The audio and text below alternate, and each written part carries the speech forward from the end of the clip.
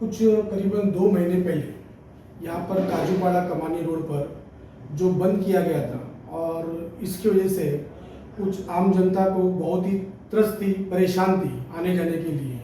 और इसके लिए वहाँ पर कुछ ऐसा बताया जाता है कि लोकल आमदार द्वारा बाउंसर वगैरह खड़े किए गए थे और उनसे बाद में कुछ झड़प हुई थी। इसके बारे में मैं यहाँ के वार्ड क्रमांक 164 साईनाथ साधु गटके, शिवसेना उद्धव गटके जो शाखा प्रमुख है, उससे कुछ जानकारी लेना चाहूँगा, वो हमें बताएंगे। सर नमस्कार। सर क्या बात हुई थी कि बाउंसर खड़े किए गए थे और आपको वहाँ पर जाना पड़ा सर? नहीं, ऐसा है कि उस रोड का काम चालू था, काजूपाड़ा कमानी रोड का। पिछले 1.5 साल से वहाँ के रोड का काम चालू था और पिछले 3 महीने से फिलहाल एक तरफा रोड आना जाना चालू था, पर पिछले 3 महीने से वो पूरा ही रोड बंद कर दिया गया था। तो 3 महीना वो रोड बंद होने के बाद वहाँ के स्थानिक रहवासियों को काफ़ी परेशानियों से लड़ना पड़ रहा था। आपको पता ही होगा कि पिछले 1 साल में सिर्फ इन 3 रोडों का नहीं तो कमानी सुंदरबाग, कमानी काजूपाड़ा, कुर्ला अंधेरी रोड, इन तीनों रोड का एक साथ ही काम चालू हो गया था। उसके कारण ट्रैफिक की समस्या जो है उत्पन्न हो रही थी और ऐसे करते करते लोग एकदम परेशान हो चुके थे। और मैं एक दिन खुद इस परेशानी में मैं भी फंस गया। मुझे मेरे बच्चे को स्कूल लेके जाना था। मैं, मेरी वाइफ और मेरा बच्चा, हम लोग स्कूल, मैंने बच्चे को कुर्ला अंधेरी रोड से घुमा कर ऐसे बच्चे को स्कूल छोड़ा और काफ़ी लेट हो रहा था। उस दिन मेरे बच्चे को लेके जाने में मुझे देरी हो गई। फिर आते वक्त मैं काजूपाड़ा कमानी के रास्ते से आने का मैंने सोचा कि मैं अभी इस रोड से जाऊंगा। और उस रोड से आते वक्त मुझे काजूपाड़ा कमानी रोड पे सेंट जूड स्कूल के पास कुछ इनलीगल गुंडा दादागिरी करने वाले बाउंसरों को बिठाया गया था और उन्होंने जैसे आम लोगों के साथ जैसे दादागिरी करते हैं, हाथापाई करते हैं, वैसे मेरे साथ करने की उन्होंने कोशिश की। और उतने में वहाँ के स्थानिक लोग आए। उन्होंने कहा कि भाई ये यहाँ के शाखा प्रमुख हैं, और उतने में उसको ये बात पता चली तो वहाँ से भाग गया। उसके बाद और कोई 1-2 गुंडे आए, उससे भी हमने सामना किया।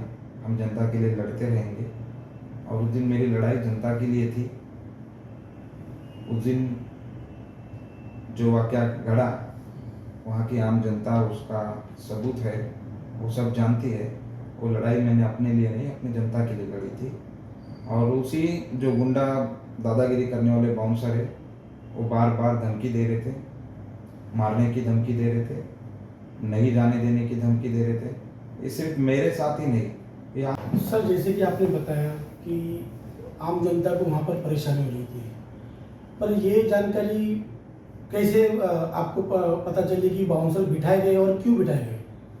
नहीं, बाउंसर तो पिछले 3 महीनों 1.5 साल से बिठाया गया था और पिछले 3 महीनों से ज़्यादा तादाद में वहाँ पर बाउंसरों को बिठाया गया था। उसके बाद की सर आपने क्या तैयारी की? मतलब ये वाक़या होने के बाद आपने उसके लिए क्या किया? लोकल पुलिस स्टेशन वगैरह गए, क्या हुआ उसके बाद? नहीं, उसी दिन जिस दिन बाउंसरों ने मुझे रोका, मुझे धमकी दी, उसी दिन मैंने मेरे लोगों के साथ वहाँ पे पुलिस भी वहाँ पहुँच चुकी थी और पुलिस स्टेशन में मैं गया।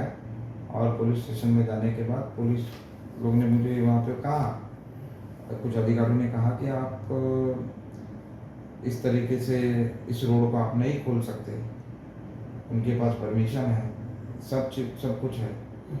तो मुझे पता था कोई परमिशन नहीं थी, ना ट्रैफिक की पुलिस परमिशन थी, ना बीएमसी को कोई परमिशन थी। फिर भी ज़बरदस्ती उस रोड को वहाँ रोका गया था और उसका कारण ऐसा था कि पिछले 25 सालों में ये विधायक जो है यहाँ के नगर सेवक रह चुके थे और पिछले 25 सालों में वो रोड नहीं बना पाए। आज उस रोड को ये विधायक बनने के बाद उन्होंने इस रोड को बनाया और बीएमसी फंड से बनाया। तो पिछले 25 सालों में इन्होंने ये काम नहीं किया, तो आज विधायक बने करके इन्होंने काम किया। अच्छी बात है, काम की अच्छी बात है, पर किसी काम का उद्घाटन के माध्यम, उद्घाटन का निमित्त करके लोगों को परेशानी करना, ये बात सही नहीं थी। आपको उद्घाटन करना था, माननीय मुख्यमंत्री के हाथ से आपको उद्घाटन करना था, ठीक है, तो उस काम को आपको जल्दी करना चाहिए था। आपको पता था स्कूल चालू होने वाले, लोगों का रोजाना आना जाना होगा, तो उस काम को आपको जल्दी चालू करना चाहिए था। बारिश का समय आने वाला था, जून महीना चालू हो चुका था, तो आपको करना चाहिए था, पर आपने इस काम को लेट किया। और आपके मतलब जिस काम का आपने किया, हमने किया करके डंका बजा रहे हो, जो काम बैनर लगा के, पोस्टर लगा के लोगों को बता रहे हो कि ये काम को हमने किया, तो ये काम को 25 साल में क्यों नहीं किया, मेरा सवाल उनसे हमेशा रहेगा। खैर, वो काम किसने किया, क्या किया, ये सबको पता है, जनता बहुत जागरूक है और जनता जानती है। फिर भी उस काम का उद्घाटन का श्रेय लेने के लिए, उस रोड का उद्घाटन, भव्य रोड दिखाने के लिए उन्होंने उस रोड को बंद करके रखा था, जिसकी परेशानी आम जनता को हो रही थी। इसीलिए हमको उस रोड को चालू करने के लिए संघर्ष करना पड़ा। सर अभी वो रोड चालू है? हाँ, रोड तो चालू है ना। दूसरे दिन जो है, हमने इस बात को हमारे महाविकास आघाड़ी के जो नेता है, माजी मंत्री मोहम्मद अली नसीम खान साहब है, उनसे इस बात पर हमने चर्चा की। उन्होंने हमसे कहा कि इस बात को हम, जनता की आवाज़ को हम उठाएंगे, हम जरूर लड़ेंगे। इसलिए उन्होंने डीसीपी, एसीपी तक इस बात को, बड़े बड़े अधिकारियों तक इस बात को पहुंचाया और उन्होंने वहां पर विजिट के लिए उनको बुलाया। उस दिन ट्रैफिक के सीनियर ट्रैफिक के कुछ अधिकारी और यहाँ के चांदीपुर विधानसभा के चांदीपुर विभाग के कुछ अधिकारी, पुलिस प्रशासन के अधिकारी वहाँ पर उनको बुलाया गया, बीएमसी के अधिकारी को बुलाया गया और उनको वहाँ बुलाकर माननीय मंत्री मोहम्मद अली नसीम खान साहब ने उनसे सवाल किया कि भाई, अगर आपने इनको परमिशन दी है रास्ता रोकने की, यहाँ पर बाउंसर बिठाने की, दादागिरी करने की, तो परमिशन दिखाओ। कायदे से उन्होंने बात की, पर कायदा ये सबके लिए समान होता है, चाहे वो आमदार हो, चाहे वो आम जनता हो, चाहे वो अधिकारी हो। तो कोई किसी भी कायदे में उनके पास कोई भी परमिशन नहीं थी कि वहाँ का रास्ता बंद किया जाए। तो किसी परमिशन ना होने के कारण माननीय मंत्री साहब ने उनको आदेश दिया कि तुरंत इस बंद रास्ता को चालू किया जाए, यहाँ के बैरिकेड हटाए जाए। उन्हीं के हाथों से, वहाँ से पुलिसों के हाथों से बैरिकेड को हटाया गया और वहाँ से उस दिन से रास्ता चालू किया गया। सर ऐसा कुछ जानने में आया है कि लोकल आनंदीबेन हॉस्पिटल और उसके आजू बाजू भी कुछ इसकी समस्या, इसके बारे में आपको कुछ जानकारी सर?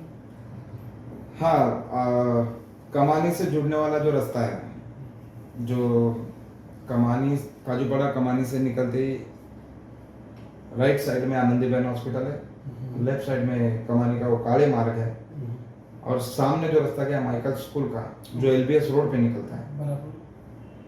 अब वहाँ से कुछ जो पेरेंट्स लोग हैं उनको ज़्यादा तकलीफ हो रही है और उस हॉस्पिटल में जो पेशेंट्स लोग हैं, जिससे वहाँ पे जो प्रसूति गृह है वहाँ पे बनाया गया है, डिलीवरी वार्ड है, तो वहाँ की भी कुछ लेडीज लोग का मेरे पास कंप्लेंट था कि सर, हम लोग अगर सुंदरबाग में रहते हैं, हम लोग अगर नौपाड़ा में रहते हैं, तो हमको ऐसा एलबीएस नगर का रास्ता घूमकर कायवे होटल के यहाँ घूम कर उस हॉस्पिटल में जाना पड़ता है। पेरेंट्स लोग का ऐसा कंप्लेंट है कि सर, अगर हम लोग काजूपाड़ा से हमारे बच्चे को छोड़ने माइकल स्कूल जाना है, तो हमको ऐसा छोड़ के वापस ऐसा घूम के हमको काजूपाड़ा आना पड़ता है, जरी मरी होके काजूपाड़ा आना पड़ता है। ये बड़ा दिक्कत यहाँ के जो रहवासी उनको हो रही है, और कई कंप्लेंट मेरे पास आई थी, मुझे लोग मिलने आए थे मेरे शाखे पे। तो इस बात को मैंने बहुत ही गंभीरता से लिया है। एक सवाल और है, इम्पोर्टेंट है, ये आपका आरटीआई है। आपको और एक बात मैं यहाँ पे खुलासा करना चाहूँगा कि काले मार्ग पे एक आरटीआई मुझे मेरे पास आया है। उसमें जवाब आरटीआई के माध्यम से ऐसा आया था कि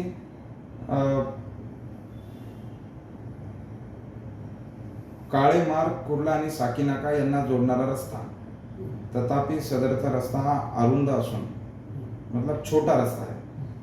हा दोन्ही मार्गाने वाहतूक चालत असल्याने वाहतूक खूप मंद गतीने चालते व त्यामुळे मोठ्या प्रमाणात वाहतूक कोंडी होत असून सदरची वाहतूक कोंडी ही साकीनाका जंक्शन पर्यंत होते। मतलब ये रास्ता चालू करने के कारण जो साकीनाका जंक्शन है वहां तक रास्ता जाम होता है, ऐसे इनका कहना है। और दूसरा इसमें कहा है कि इस सब सारे सिचुएशन को ध्यान में रखते हुए यहाँ के एमएलए ने काले मार्ग पर दुतरफा जो रास्ता है, दोनों तरफ का रास्ता है वो बंद करना चाहिए और एक तरफ का रास्ता चालू करना चाहिए, ऐसी उनको सूचना दी गई थी ट्रैफिक वाले को। ये आमदार साहब ने सूचना दिया है कि एक ही तरफा का रास्ता जो चालू किया जाए।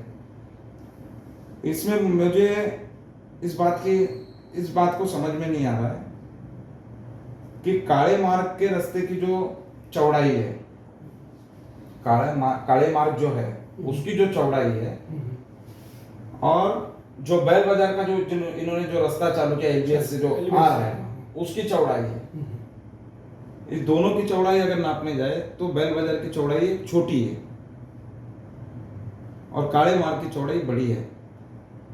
ट्रैफिक की समस्या हमने 25 साल में देखा है कि ट्रैफिक की समस्या अगर साकीनाका में होती थी तो इस बात को हमको मानना चाहिए कि बड़ी बड़ी गाड़ियां जो आती है उस काले मार्ग से उससे तकलीफ होती है, पर छोटी गाड़ी, रिक्शा हो, बाइक हो, जिससे पेशेंट्स और स्कूल के बच्चे लोग को आने जाने में छोड़ने में तकलीफ ना हो, एटलीस्ट उनको तो वहाँ पे परमिशन देना चाहिए। ये मेरा सोच था। तो पहले आप उस रास्ते को जाके देखिए, बेल बाजार का 1-1 फीट का खड्डा है। कितना? 1-1 फीट का खड्डा है। सपोज अगर सुंदरबाग से कोई डिलीवरी लेडीज महिला है, अगर बेल बाजार के हॉस्पिटल में जाना चाहे तो उसको एलबीएस मार्ग घूम के उस बेल बाजार के रास्ते से आना पड़ता है। वहां पर 1-1 फुट का खड्डा है और डिलीवरी लेडीज है। मुझे उसी बात का चिंता है। उन्होंने इसी बात को लेकर मुझे तकरार की थी, कंप्लेंट की थी कि हम लोग डिलीवरी जो महिलाएं अगर आधा 4 इंच का भी खड्डा आता है तो हमको तकलीफ होती है। तो वहां के 1-1 फीट के खड्डे को चैलेंज करके उनको हॉस्पिटल तक पहुंचना है। तो जैसा कि हमने बात की सर का एक राजनीति तौर पर नहीं देखा जाए, पर इनके मसले में एक आम जनता के लिए स्कूल का मसला, हॉस्पिटल का मसला, जो कि एक आम जनता का मसला होता है, इसके ऊपर ये आवाज़ उठाई है। मतलब ये राजकारण नहीं है, एक जनता के लिए इनकी की मदद है। तो ये थे साईनाथ साधु कटके, वार्ड क्रमांक 14 के शाखा प्रमुख, शिवसेना उद्धव से। मैं मुंबई से मिथुन बुंदेला, कैमरामैन संदीप।